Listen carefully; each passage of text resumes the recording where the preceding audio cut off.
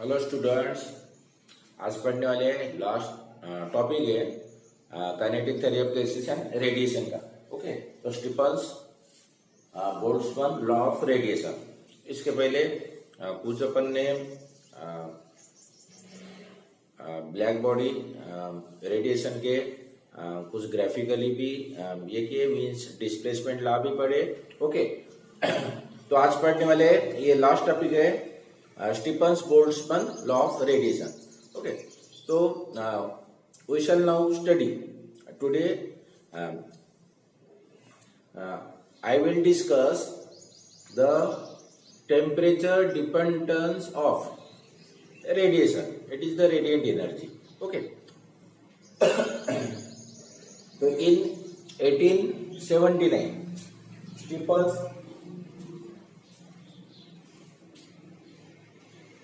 1879. In 1879, Stephens he observed the number of experiment. Okay, and it is related, or it is one relation Stephens empirical formula. Okay, it is the relation of empirical formula to related radiant energy in 1879.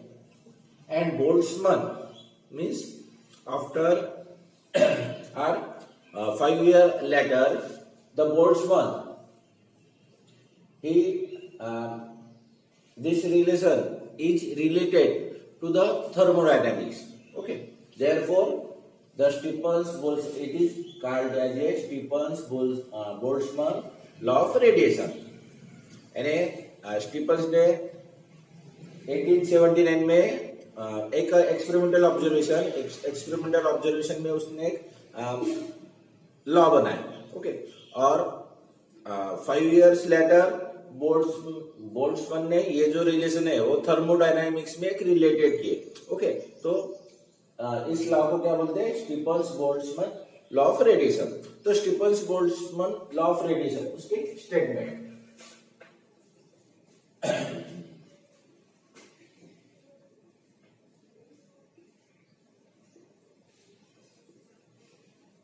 the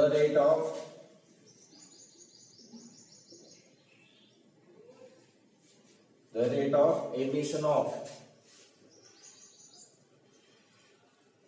radiant energy or power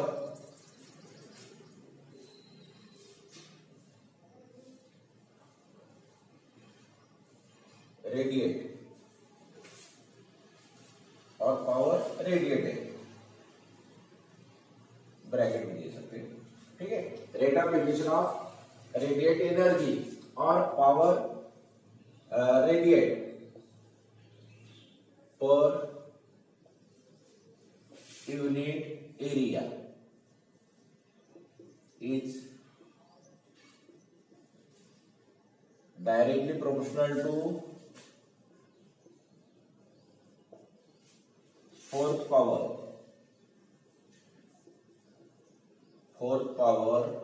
of an absolute temperature. Okay, the rate of emission of radiant energy or power. Rate of emission of radiant energy means energy divided by time. It is the rate. Okay, and power radiant में power means work upon time, means energy upon time, इसलिए power radiant ये भी लिख सकते हो। The rate of emission of radiant energy per unit area is directly proportional to fourth power of an absolute temperature. Okay, therefore a rate of emission of radiant energy means R is directly proportional to fourth power of an absolute temperature, means R is directly proportional to T raised to power 4, means R equal to sigma T raised to power 4, where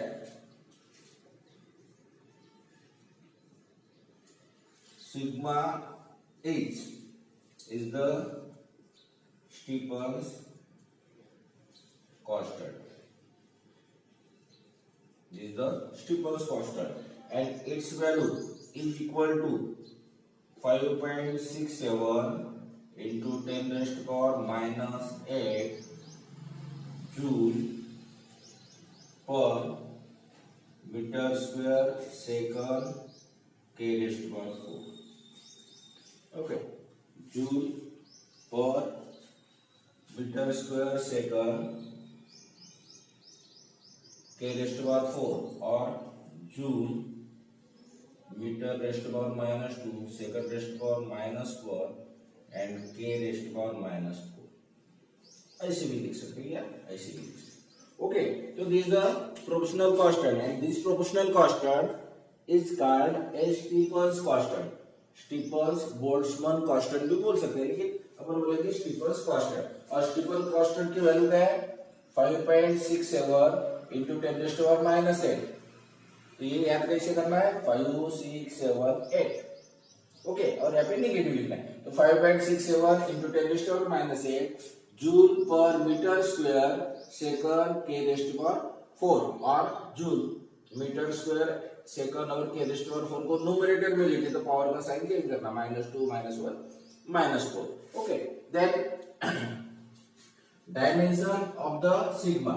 अब sigma का dimension निकालना है तो sigma equal to एक minute R equal to क्या formula है? Sigma T raised power 4. तो sigma equal to R divide by T raised power 4. Okay, अब आर का मीनिंग क्या होता है? Energy means radiant energy emitted per unit time per unit surface area, यानी यहाँ पे आता है एनर्जी ईवी लिख सकते हो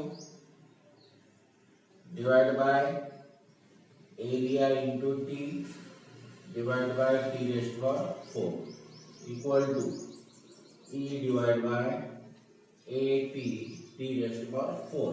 ओके, अब E is the energy. Energy के लिए डायमेंशन क्या है? M1 L2 T रेस्ट पर -2 divide by area length into breadth L square L2. T is the time T1 और T इज द टेम्परेचर के लिए कैपिटल K और रेस्ट पर 4. अब इसको सिंप्लीफाई कीजिए. T L square cancel M1 T1 को ऊपर लेके गए तो T -2 और ये -1 और K rest power -4 M1 T -3 K rest power -4. So therefore dimension of sigma L0 M1 T -3 K raised to power -2.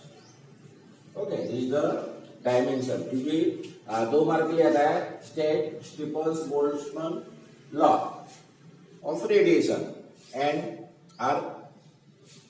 write the SI unit and dimension. तो SI unit क्या है? बोल्ट्जमैन कांस्टेंट का SI unit, और SI unit से आप dimension बना सकते हैं या फॉर्मूले से भी डायमेंशन बना सकते हैं और स्टेटमेंट से भी डायमेंशन फॉर्मूला बना सकते हो. ठीक है, मैंने स्टार्टिंग में 11th में पढ़ाया था कि कोई भी क्वांटिटीज का अगर डायमेंशन बनाना है तो उस डायमेंशन का एक तो आपको डेफिनेशन और लॉ मालूम रहना चाहिए. अगर ये नहीं मालूम तो आपको फॉर्मूला मालूम रहना चाहिए. अगर फॉर्मूला भी नहीं मालूम तो उसका SIR CGS यूनिट मालूम रहना चाहिए. तीनों में से अगर एक चीज अगर आप लोगों को अगर मालूम है तो आप इजीली डायमेंशन फॉर्मूला बना सकते हो. ओके, तो ये डायमेंशन फॉर्मूला, तो ये इंपॉर्टेंट है स्टेटमेंट. ये formula rate of radiant energy emitted per unit time per unit surface area is directly proportional to the 4th power of absolute temperature. It is the power radiate per unit time, sorry, per unit area, क्योंकि per unit time नहीं लिख सकते, power में already divide by time आ गया क्योंकि energy upon time यानी power. Okay, तो directly proportional to the 4th power of absolute temperature. और ये फार्मूले के ऊपर ये जो फार्मूला है इसके ऊपर न्यूमेरिकल्स रहते हैं 2 मार्क के लिए, और ये बहुत ही इंपॉर्टेंट फॉर्मूला है. Okay, this is the statement and SI unit and CGS unit of the Stevens-Boltzmann law. Sorry, SI unit of Stevens-Constant.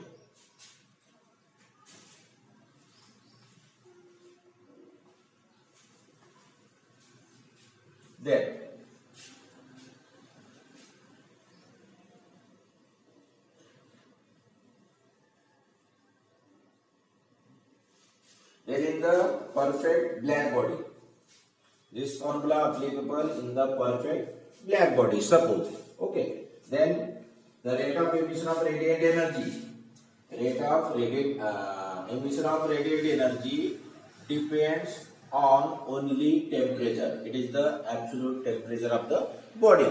and ये जो rate of emission of radiant energy है, और power radiant जो होता है, it is depends upon the temperature of the body. उस body का temperature क्या है उसके ऊपर डिपेंड है, and it is not depends upon the characteristics of like that A colour और मटेरियल और नेचर ऑफ द बॉडी. उसका कलर के ऊपर डिपेंड नहीं है, मटेरियल ऑफ द बॉडी का मटेरियल क्या है उसके ऊपर डिपेंड नहीं, और the nature of the body का नेचर क्या है, रफ है, पॉलिश किया हुआ है या आर प्लेन है, उससे कुछ डिपेंड नहीं. It is depends only on the absolute temperature of the body, उस बॉडी का temperature. Okay, there suppose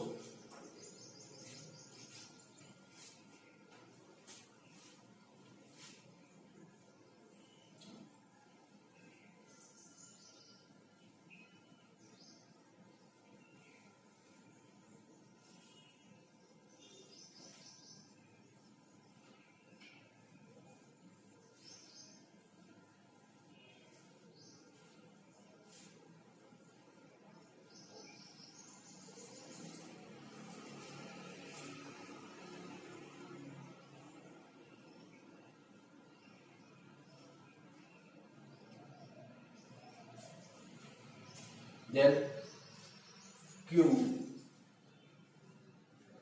is the radiant energy emitted of a perfect black body. Radiant energy emitted of a perfect black body at time t. At time t with surface area A and its temperature capital T. Okay, means of a black body.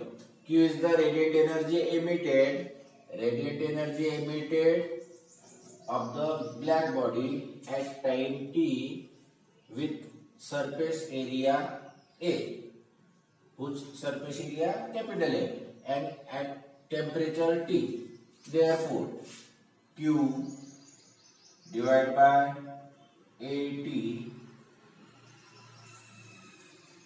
proportional to T raised to power 4, which implies Q divided by AT equal to sigma T raised to power 4. Q divided by AT equal to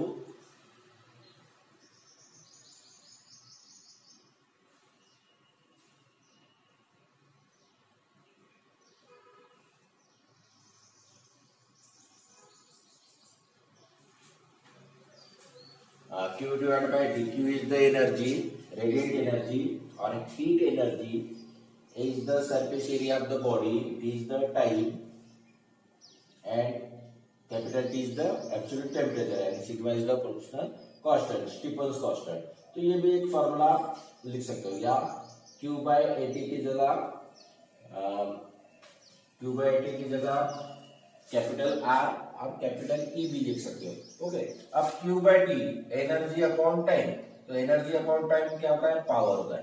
तो power divide by area equal to sigma T raise to power 4, ऐसे भी लिख सकते हो, क्योंकि वहां पे statement में लिखा अपन ने कि पावर रेडिएट पर unit surface area is directly proportional to fourth power of absolute temperature or rate of energy, rate of radiant energy emitted. Rate of radiant energy emitted means rate बोला तो time दिया गया per unit surface area is directly proportional to the fourth power of absolute temperature. Then in ordinary body, it is the black body. Then ordinary body Q is the radiant energy emitted per unit surface area per unit time with absolute temperature capital T. Then this radiant energy emitted per unit time per unit surface area is less than the radiant energy emitted per unit time per unit surface area of the black body. यानी black body पे जो radiant energy emitted होती है उससे ordinary body का जो radiant energy rate of radiant energy emitted per unit surface area is less. ये less है ऑर्डिनरी बॉडी के लिए. Then suppose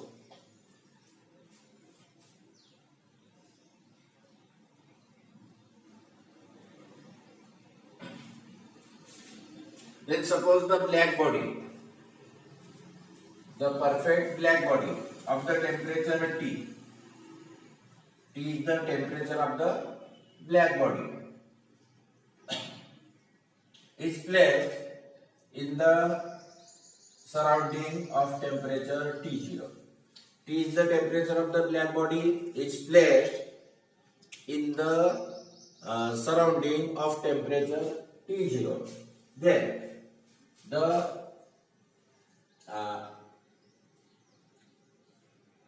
rate of loss of heat. What is the loss of heat or loss of energy when the perfectly black body is placed in the surrounding of temperature T0? Then radiant energy emitted of the perfectly black body are radiant energy emitted perfectly black body is sigma T raised to power 4. Okay, and the radiant energy, the rate of radiant energy emitted of the surrounding is sigma T 0 raised to power 4. Therefore, loss of energy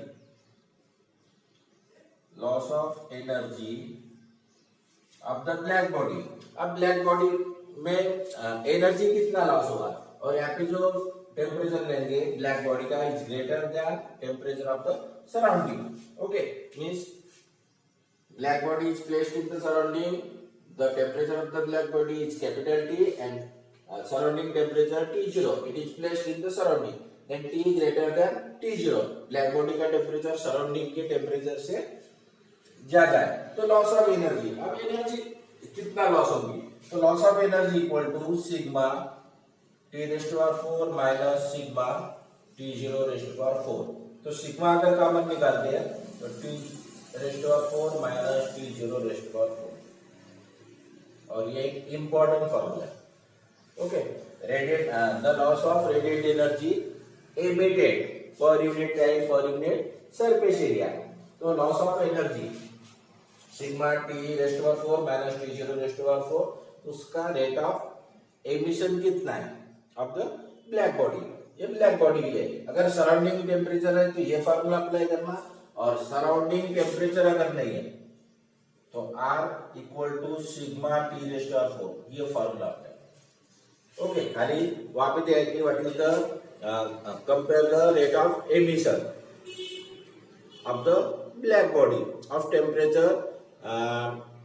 एक दो temperature दे रहे थे, this temperature to this temperature, तो उसमें कितना loss of energy हुआ है तो ये फॉर्मूला अप्लाई करना. लेकिन वहां पे सराउंडिंग टेम्परेचर दिया है, रूम टेम्परेचर, तो रूम टेम्परेचर दिया है तो आपको ये फॉर्मूला अप्लाई करना है. अपन न्यूमेरिकल में ये पढ़ेंगे.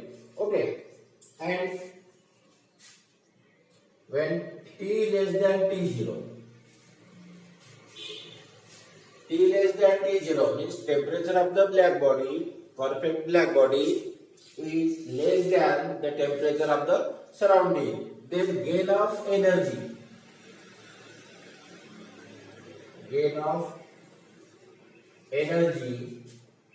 equal to sigma T0 raised to power 4 minus T raised to power 4.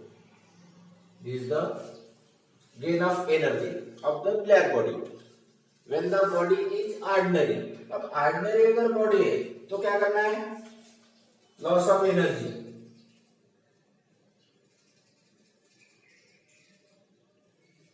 Loss of energy equal to sigma E is the coefficient of emission or emissivity.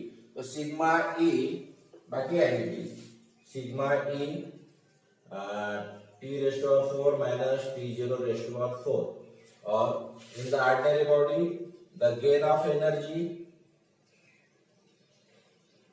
equal to sigma E T0 raised to power 4 minus T raised to power 4. Okay, तो यहाँ पे ordinary अगर body है, this is the ordinary body. तो ordinary अगर body है तो क्या करना? E से मल्टीप्लाई करना. E is the coefficient of emission or emissivity, और coefficient of emission or emissivity of the black body. Black body की वैल्यू कितना रहता है? E की वैल्यू 1 रहता है, क्योंकि E डिवाइड बाय EB. तो अगर ब्लैक बॉडी अगर खुद है तो इसका मतलब E डिवाइड बाय EB की वैल्यू 1 आती है, यानी स्मॉल e इक्वल टू 1. इसलिए यहाँ पे E नहीं लगाना, और ऑर्डिनरी बॉडी अगर है तो वहां पे E लगाना. ओके, ये सिंपल है expression.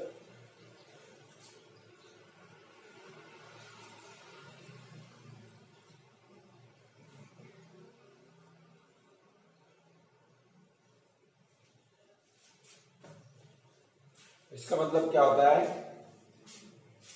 Since the loss or gain of energy of the body is directly proportional to fourth power of absolute temperature. Okay, तो इससे अपन लिख सकते हैं कि loss or gain of energy is directly proportional to fourth power of absolute temperature. Okay, तो ये Stefan's Boltzmann law of radiation.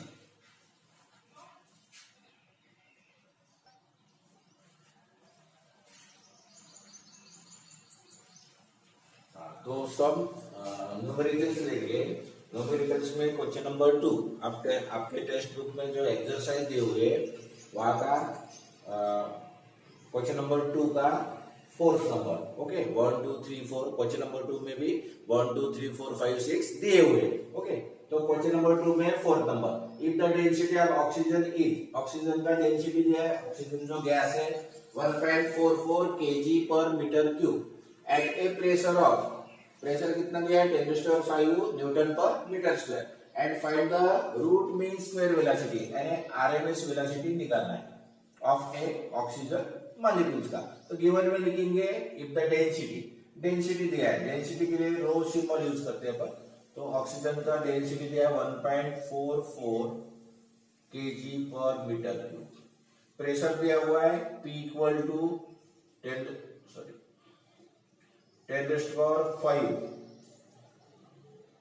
Okay, 10⁵ newton per metre square, and find the root mean square velocity and VRMS निकालना है. Okay, इधर लिखे we have, अब pressure का एक ही formula याद रखना है, 1/3 रो C स्क्वायर. तो C स्क्वायर लिखा था V स्क्वायर लिखते हैं, VRMS स्क्वायर. ये आपको फॉर्मूला याद रखना है, यानी प्रेशर इक्वल टू, और ऐसे भी फॉर्मूला लिख सकते हो कि P equal to 1/3 NM by V capital और RMS. ये वेलोसिटी का V RMS है वेलोसिटी, और ये जो नीचे का जो V दिया है इट इज द वॉल्यूम. तो 1/3 NM by V इसका square, sorry V RMS square. अब मालूम है कि N is the number of molecules और small m is the mass of each molecule, they are identical. तो Nm को अगर मल्टीप्लाई करते हैं तो it is the total mass. तो यहाँ पे आता है capital M divide by capital V, और capital M divide by mass per unit volume, it is the density.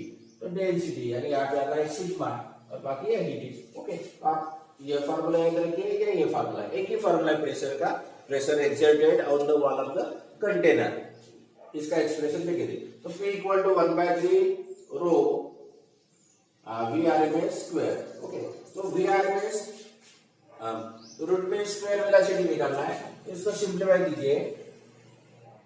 1/3 rho VRMS square equal to P, तो V square RMS equal to 3P divide by rho, तो V RMS equal to square root of 3P divide by रो।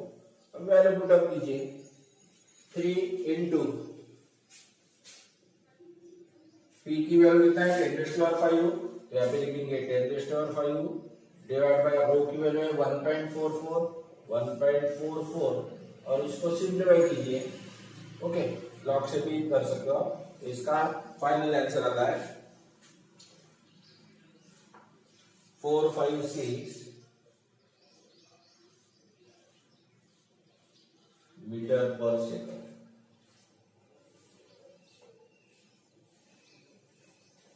ये दो बार के लिए problem, 456 metre पर second. Simple है, ज्यादा hard नहीं था।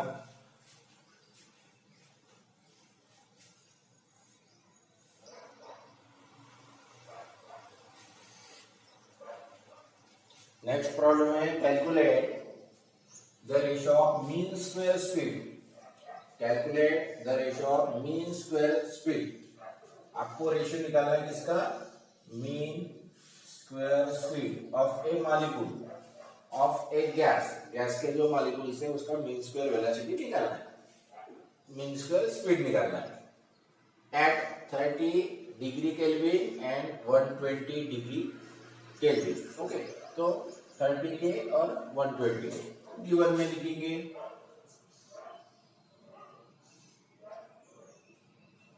T1 इक्वल टू 30 के और T2 इक्वल टू 120 के।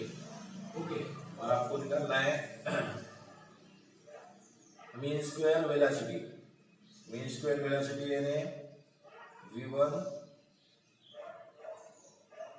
Square divide by V2 square equal to calculate mean square velocity. Mean, ये मीन बार का मीनिंग होता है मीन स्क्वायर और स्पीड और वेलोसिटी। तो V1 निकालना है, वो यहाँ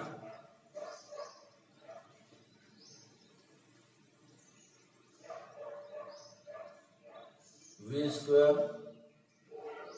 mean square velocity equal to 3RT divide by m0।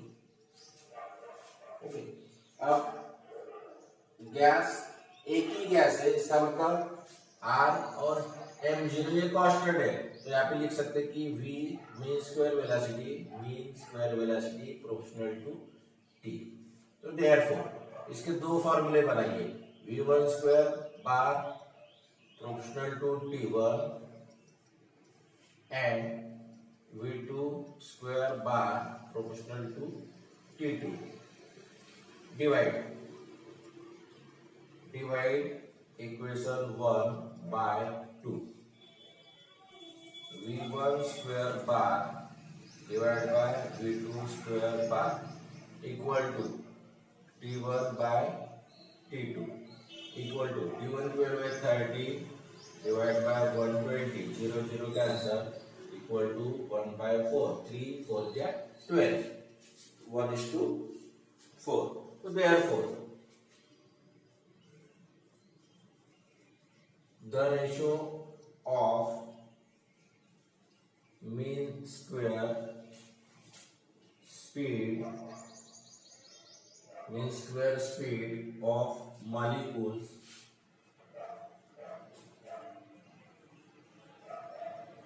of a gas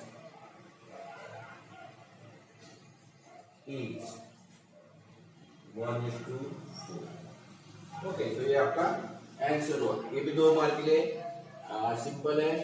आपको ये अगर फॉर्मूला याद नहीं है तो यही फॉर्मूला याद रखिए वी आर एम एस, और वी आर एम एस का मीनिंग होता है square root of okay the square root of the mean square velocity. Square root of the mean square velocity is called a root mean square velocity. तो V R M S velocity, तो V R M S velocity नहीं निकालना, क्या निकालना है mean square velocity, mean square speed का ratio. तो ये अगर स्क्वायरिंग करते और इसका जो फार्मूला है वी आर एम एस का एक फार्मूला है square root of 3 R T by M zero. Okay ये फार्मूला है। तो और ये रूट नहीं चाहिए, खाली मीन स्क्वायर वेलोसिटी का रेशियो निकालना है, मीन स्क्वायर वेलोसिटी का रेशियो निकालना है। तो स्क्वायरिंग कर रहे हैं, स्क्वायरिंग के तो ये रूट निकल गया, इसलिए डायरेक्ट ये अपन ने फार्मूला लिखा है। ओके तो ये इंपॉर्टेंट प्रॉब्लम्स है।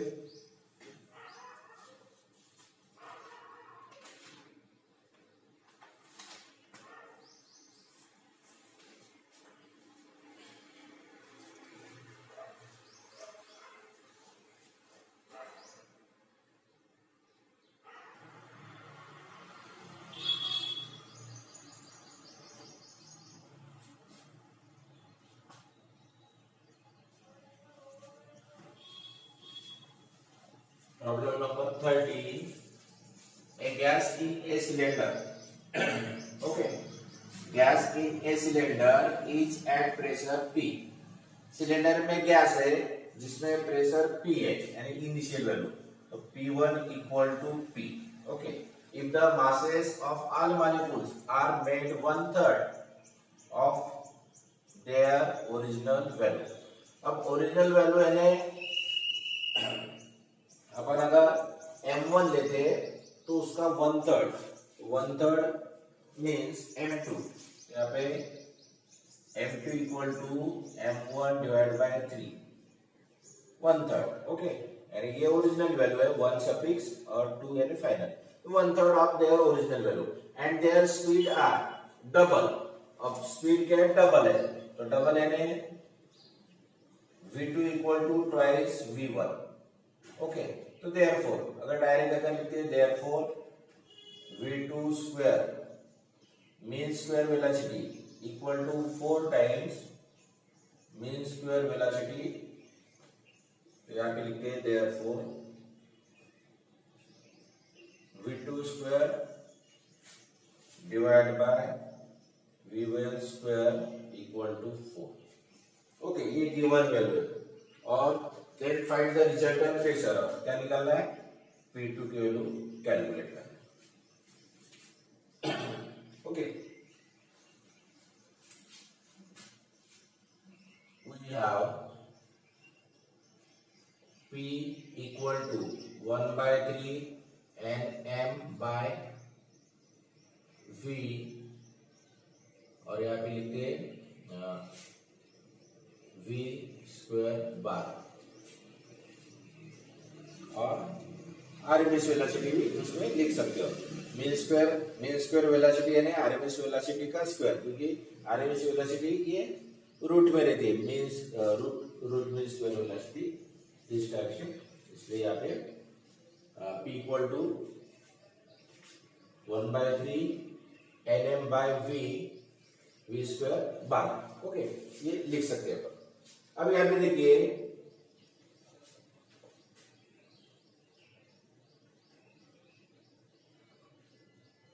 यहाँ पे प्रेशर अलग अलग दिया हुआ है, एम अलग अलग दिया हुआ है और वेलोसिटी अलग अलग दिया है।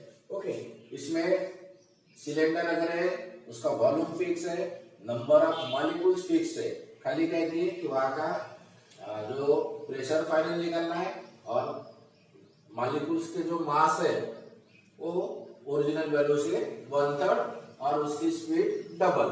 तो फाइंड द रिजल्ट। इसमें खाली आपको ये 3 वेरिएबल का एक रिलेशन बनाना है। ओके तो pressure P proportional to M mean square velocity. तो देयरफॉर इसके दो फॉर्मूले बनाना है, P1 proportional to M1 V1 square bar, ये 1 number, and P2 proportional to M2 V2 square bar, ये सेकंड नंबर। अब डिवाइड कीजिए, डिवाइड इक्वेशन 2/1 और 1/2, आप कैसे भी कर सकते हो, तो 2/1 कर देंगे क्योंकि P2 निकालना है। Divide equation 2/1, divide equation 2/1, P2 divide by P1 equal to M2 V2 square bar divide by M1 V1 square bar equal to M2 की वैल्यू कितना है, यहाँ पे देखिए M2 की वैल्यू है M1/3, यहाँ पे लिखेंगे M1/3 divide by M1 into और mean square velocity of the second divided by mean square velocity of the first, तो इसका रेशियो दिया है 4, तो यहाँ पे लिखते हैं 4 equal to M1/3 M1 into 4, ये होता है 4/3, तो देयरफॉर P2 की वैल्यू निकालना है, तो P2 इक्वल टू यहाँ पे P2 डिवाइड बाय P1 की वैल्यू P है ओरिजिनल दिया हुआ है, प्रेशर P दिया हुआ है, तो यहाँ पे P, तो P2 इक्वल टू P से मल्टीप्लाई कीजिए तो ये आता है 4/3 P, तो this is the value of resultant pressure. Okay, resultant pressure यानी फाइनल प्रेशर, ओरिजिनल प्रेशर दिया हुआ है और फाइनल प्रेशर कितना रहना चाहिए, फाइनल प्रेशर रहना चाहिए 4/3 टाइम्स ऑफ ओरिजिनल प्रेशर, यानी 4/3 डिवाइड बाय P, तो this is the important question है ये जो दिया हुआ है।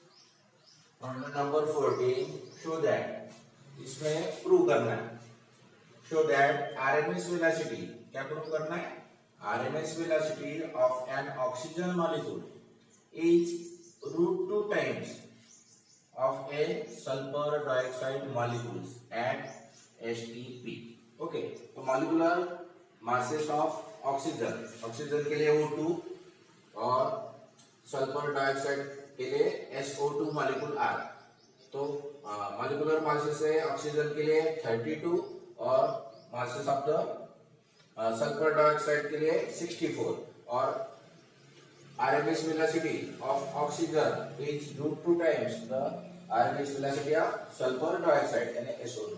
तो ये प्रूव करना है आपको, VO2 equal to square root of 2V RMS velocity of the sulphur dioxide, तो ये आपको प्रूव करना है। ओके, इसमें प्रूफ का प्रॉब्लम दिया हुआ है।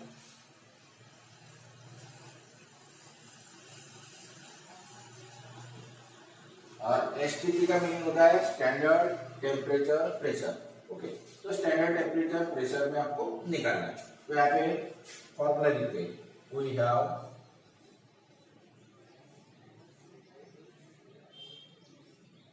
V means RMS velocity equal to square root of 3 RT by या RMS भी लिख सकते हैं इसमें। ओके, एक minute, V RMS velocity equal to square root of 3 RT by m0। Okay, ये फॉर्मूला है, RMS velocity of the gas molecules is equal to square root of 3 RT divided by m0। 3 is the constant, R is the molar gas constant, T is the temperature and m0 is the molecular mass। okay, उसको molecular mass बोलेंगे। तो therefore अब VRMS किसके लिए लिखना है, oxygen के लिए लिखना है, तो VO2 equal to square root of 3 RT divide by m0। अब ऑक्सीजन के लिए m की वैल्यू कितना है 32, तो यहाँ पे 32 ये 1 नंबर। एंड सेकंड लिखते हैं VSO2 सल्फर डाइऑक्साइड के लिए लिखते हैं square root of 3RT divide by M0 की वैल्यू कितना है वहां पे 64, it is the 64 second number. अब डिवाइड करते हैं, divide equation 1/2, divide equation 1/2, VO2 divided by VSO2 equal to square root of 3RT divided by 32 into, ये divide में तो इसका रेसिप्रोकल 64 डिवाइड बाय 3RT, ये 3RT कैंसल इक्वल टू 32 का डिवाइडेशन √2, तो therefore VO2 equal to √2 times VSO2, ये prove हुआ। Okay, simple problem था, इसमें वैल्यूज नहीं निकालना, इसमें क्या करना है, प्रूव करना है। ओके, सो शो दैट क्या प्रूव करना है, RMS velocity of the oxygen molecules is √2 times of A sulphur dioxide molecule eight STP standard temperature pressure. तो गिवन में मॉलिक्यूलर मासेस ऑफ ऑक्सीजन है, सल्फर डाइऑक्साइड, यहाँ पे दिया नहीं, ये आपको लिखना है कि ऑक्सीजन के लिए मॉलिक्यूलर वेट कितना है 32 और सल्फर डाइऑक्साइड के लिए 64, तो ये लिखना है और ये प्रूव करना है, बाकी कुछ भी वैल्यू गिवन है। और VRMS root mean square velocity का फार्मूला है 3RT/m0, ये फार्मूला है। तो VRMS का फार्मूला ऑक्सीजन के लिए पता है, ऑक्सीजन के लिए 3RT वैसे का वैसे रखना है, मॉलिक्यूलर वेट और मॉलिक्यूलर मासेस जो दिया हुआ है ऑक्सीजन, क्योंकि ऑक्सीजन रहा तो 32 ले जाए, ठीक है, तो 32 लिखना है। और सल्फर डाइऑक्साइड के लिए VRMS वेलोसिटी का फार्मूला खाली m0 की जगह 64 लिखना है और डिवाइड करना है। डिवाइड करने के बाद डिवाइड में अपन ने मल्टीप्लिकेशन में लिखा, तो ये जो वैल्यू डिवाइड में आना चाहिए वो रेसिप्रोकल हुई तो रूट में, तो ये 3RT कैंसल, 32 का 64 को डिवाइडेशन 2 टाइम्स, तो 2 जो है वो रूट में और VSO2 राइट में लिए, तो RMS velocity of the oxygen is √2 times the RMS velocity of the sulphur dioxide molecule. Okay, तो ये प्रूव हुआ। तो आज के लिए बस इतना है, अगले वीडियो में और जो बच्चे जो न्यूमेरिकल्स है, प्रॉब्लम्स है, वो पढ़ने वाले हैं। ओके, तो आप ये लिखा के रखिए, इम्पोर्टेंट फॉर्मूलेज है, इम्पोर्टेंट जो न्यूमेरिकल्स है जो पेपर में बिल्कुल इस चैप्टर पे आना है, 1 या 2 प्रॉब्लम बिल्कुल आते हैं। ओके, और आपने अगर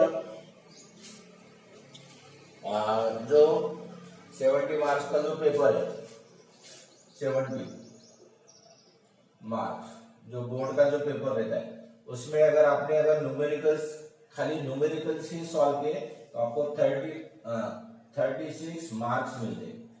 ओके, और आपने खाली थ्योरी अगर सॉल्व किए, न्यूमेरिकल्स प्लस थ्योरी पूरी अगर सॉल्व करना चाहते हैं तो थ्योरी अगर पूरी सॉल्व करते हैं और बच्चे अगर प्रॉब्लम सॉल्व करते हैं तो आपको कितने 12 मार्क्स के प्रॉब्लम में ही रहते हैं, यानी थ्योरी अगर पूरी सॉल्व किए तो 12 मार्क्स के न्यूमेरिकल्स आपके यानी मार्क्स में मिलेंगे। ओके, थ्योरी पूरा करते हैं तो इतने 12 मार्क्स को जो आपके रहेंगे, क्योंकि आपने खाली थ्योरी सॉल्व की, और खाली न्यूमेरिकल सॉल्व करना चाहते तो टोटल 36 मार्क्स के आपको न्यूमेरिकल्स मिलेंगे वहां पे। ओके, तो आज के लिए बस इतना स्टूडेंट, अभी वीडियो में मिलते हैं, न्यूमेरिकल्स लेंगे जो बचे न्यूमेरिकल्स है और बाकी PDF में। ओके, तो गुड बाय।